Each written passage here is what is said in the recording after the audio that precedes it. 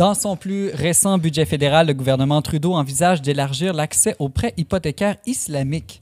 Le gouvernement de François Legault, lui, ne souhaite pas qu'un tel mécanisme bancaire s'applique au Québec. Ariane Blais-Lacombe, d'abord, peux-tu nous expliquer un peu c'est quoi ça, un prêt hypothécaire islamique? Moi, je pensais que l'argent n'avait pas de religion ni d'odeur. Ça, Simon, c'est très peu connaître les grandes religions que de penser qu'il n'y a rien au sujet de l'argent là-dedans. Donc, un prêt, ce qu'on appelle les hypothèques islamiques, c'est finalement un produit financier alternatif qui permet aux musulmans d'accéder à la propriété tout en de manière conforme à leur foi. Parce que dans la charia, la loi islamique, il y a l'interdiction de demander de l'intérêt pour un prêt et de payer de l'intérêt pour un prêt. Donc, les hypothèques, comment elles fonctionnent actuellement au Canada, ça passe par le paiement d'intérêt. Puis ça, c'est contraire à leur foi, ça leur permet pas. Donc là, tout le monde s'est enflammé là, sur les hypothèques islamiques et tout ça. On a parlé d'islamisation du Canada. Là, on y allait très fort. Mais ce qu'il faut savoir, c'est que c'est quelque chose qui existe déjà au Canada. C'est pas quelque chose qui est contraire aux lois canadiennes. Par contre, c'est pas offert par les grandes banques canadiennes. Donc, le gouvernement, dans son budget, a été quand même assez flou. Il n'a pas vraiment dit comment il voulait articuler ça, mais il disait que c'était quelque chose à étudier pour faciliter l'accès à la propriété des Canadiens et donc, le cas échéant, des Canadiens d'origine musulmane. Mais comment ils font, là, les musulmans qui veulent pas payer d'intérêt? Est-ce qu'ils ont le droit à des avantages fiscaux que nous, on n'a pas le droit? C'est ça, mais non, c'est ça. C'est sûr, quand tu lis hypothèque sans intérêt, tu te dis, ben là, c'est quoi? Est-ce qu'ils vont se faire prêter de l'argent gratuitement? Ça donne le goût de se convertir. Surtout avec le prix des maisons, là. Non, c'est ça. Donc, il faut savoir que c'est pas une question, c'est pas sans frais, donc évidemment. Puis en fait, généralement, ça va même coûter plus cher que les intérêts tels qu'ils sont ça va être présentement. des frais administratifs plutôt que des intérêts, par exemple. Exactement. Donc, au final, c'est quand même un petit peu une entourloupette pour pas payer d'intérêt. Donc, ça peut être soit compensé avec toutes sortes de frais qui vont être chargés ou encore la banque va acheter la maison avec les acheteurs. Puis, eux, ils vont tranquillement racheter des parts de la maison à la banque jusqu'à temps qu'ils soient entièrement propriétaires. Donc, ça, c'est des fonctionnements qui ne sont pas contraires aux lois. Il y a certains trucs qui sont un petit peu dans une zone grise, donc de savoir, par exemple, est-ce que les acheteurs de maisons ont les mêmes droits que des locataires, vu que c'est comme un peu s'ils louaient la maison en vue de l'achat.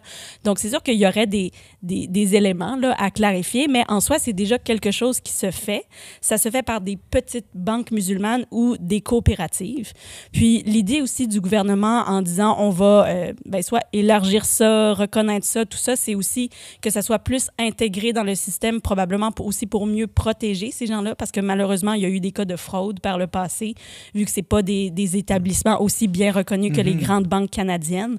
Donc, ça serait l'idée un peu, j'ai lu que c'est un peu des gens qui faisaient le parallèle avec la marijuana, donc plutôt que le faire de manière illégal ou pas encadré, mais on va vraiment le légaliser, l'encadrer pour que ça soit plus sécuritaire pour les gens qui veulent avoir recours à ces produits-là.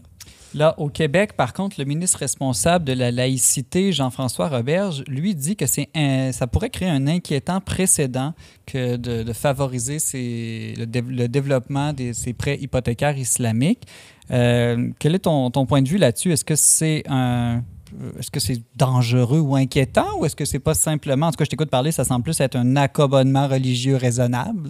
Bien, c'est ça. Moi, je me suis vraiment posé la question, tu sais, est-ce que c'est déraisonnable? Est-ce que ça me pose problème? Pourquoi? Puis, moi, j'en suis venue à la conclusion, du moins, de ce que j'en comprends pour l'instant, ça me semble pas si problématique que ça. Puis, la raison pour laquelle je pense ça, c'est que, contrairement à d'autres accommodements raisonnables qui visaient vraiment à se soustraire à la culture québécoise ou la culture canadienne d'accueil, quand on pense aux Français, quand on passe à l'égalité homme-femme ou à des choses beaucoup plus fondamentales pour la culture, le vivre ensemble, vraiment continuer de faire société, de faire communauté. Bien, payer de l'intérêt, je trouve pas que c'est quelque chose de vraiment culturel au Québec. Tu sais, si toi et moi... En fait, ça va rien changer pour toi et moi si quelqu'un utilise ce type de prêt hypothécaire-là. Exactement. Fait que, tu sais, on peut quand même, on peut parler, on peut entrer en relation, payer de l'intérêt, je trouve pas que c'est vraiment marquant. Est-ce que c'est pas le mot islamique qui dérange au Québec, au fond? Bien, fort probablement. Puis en même temps, je veux dire, il y a d'autres enjeux qui rentrent en vigueur, comme ne pas payer d'intérêt et ne pas charger d'intérêt. C'est un des aspects des règlements financiers dans la charia, mais il y en a d'autres. Par exemple, la source de financement doit être halal. Donc, la petite banque ne peut pas aller chercher du financement chez Labatt ou les producteurs de porc du Québec. Donc, ça fait que les sources sont plus limitées. Aussi, il y a certaines règles par rapport au concept d'assurance même. Donc, c'est sûr que si les grandes banques veulent créer des hypothèques islamiques, il faudrait créer, en fait, toute une gamme de produits. Puis c'est là que ça deviendrait peut-être complexe. Donc, le gouvernement ne s'est pas encore avancé là-dedans.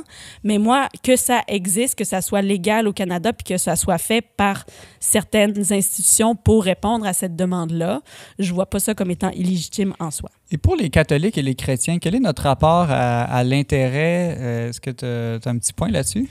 Ben oui, en fait, ben c'est ça. Comme je te disais au début, dans la Bible aussi, là, ça dit qu'il ne faut pas faire d'usure. L'usure, c'est défini comme un intérêt qui est démesuré, qui est trop grand. D'ailleurs, au Canada, c'est même défini par la loi. Est-ce que tu veux deviner? Je continue avec mes devinettes. Ouais. On s'en souvient. Deviner, c'est quoi le pourcentage? J'imagine que ça doit être très élevé, comme au-dessus de 20 au moins. C'est 60 OK, c'est vraiment 60%, très élevé.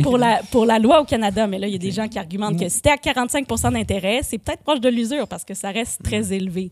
Mais je trouve, en fait, il y a quelque chose aussi que je trouve que les musulmans sont un peu game, finalement, parce qu'il y a quelque chose dans leur loi contre certaines prescriptions financières. Puis nous, finalement, les catholiques, les chrétiens, on en a aussi, mais j'ai un peu l'impression que souvent, on en fait fi, ou du moins que c'est un petit peu tabou, tu sais, qu'on n'en parle pas souvent, puis qu'il y a beaucoup de choses qui sont pas tout à fait éthiques, là, pour dire le moins, là, dans le système financier, dans les produits qui sont accessibles à nous. Puis souvent, on va choisir un petit peu... on va se mettre des œillères, on va dire « Ah ben là, j'ai pas vraiment le choix, il faut que je le fasse », tandis que eux, ils ont des convictions, puis c'est pas des convictions qui me semblent déraisonnables, puis ils vont demander à ce que ça soit appliqué. Mais c'est quand même, il y a quand même une nuance, il me semble. Par exemple, si on lit sur l'usure chez Thomas d'Aquin, ça s'ancre dans toute une considération sur le vol en général. Par exemple, si quelqu'un te vend un produit plus cher que ce qu'il vaut réellement, puis qu'il fait un profit avec ça, là, c'est-à-dire qu'il n'y a pas un échange réellement égal selon le temps qu'il a travaillé, tout ça, c'est du vol. Bon, fait que de ce point de vue-là, je trouve ça plus riche là, comme réflexion, parce que si finalement on augmente le prix de la maison pour compenser le fait, en tout cas, il y a une espèce de jeu de mots là, pour compenser l'intérêt, tout ça, pourquoi est-ce qu'on tombe pas dans une forme de vol, là, au sens où il y aurait une disproportion entre le bien vendu et tout ça, d'une part. D'autre part, Thomas d'Aquin va quand même dire aussi que c'est une chose prêter de l'argent à usure, le faire soi-même, versus emprunter de l'argent à usure. Donc, subir une injustice, ça, c'est pas péché, là, c'est au sens Sauf que quand je subis une injustice, je permets à l'autre de la commettre contre moi quand même. Oui, mais tu sais, c'est un peu... Thomas d'Aquin donne l'analogie, c'est comme si moi-même, je faisais un produit puis j'acceptais de le vendre moins cher qu'il n'est. Tu sais, on pourrait dire que je subis une injustice ou on pourrait simplement voir ça comme... une forme don. Un don, etc. Oui, c'est ça, un don. Donc, dans une certaine mesure, je trouve qu'il y a une nuance. Là, le don est moins pire que le vol, quand même, hein? Ben, il me semble. Là, fait que, je trouve ça... Je serais curieuse de savoir pourquoi, mettons, dans la charia, on peut pas prêter à usure. Ça, je comprends, mais pourquoi est-ce qu'on pourrait pas subir l'usure? Bien, là-dessus, il semble avoir aussi une grande partie de musulmans qui acceptent de la subir, cette usure-là. Donc, cet enjeu-là, même à l'intérieur de la communauté musulmane, ne semble pas faire unanimité. Puis donc, ça va aussi renforcer l'idée que c'est une mesure, finalement, qui ne touche que les orthodoxes, les extrémistes. Alors, je pense que ça attise aussi le débat public sur cette question-là. C'était très intéressant. Ariane Blais-Lacombe, tu es chroniqueuse pour le magazine Le Verbe. Merci beaucoup. Merci, Simon.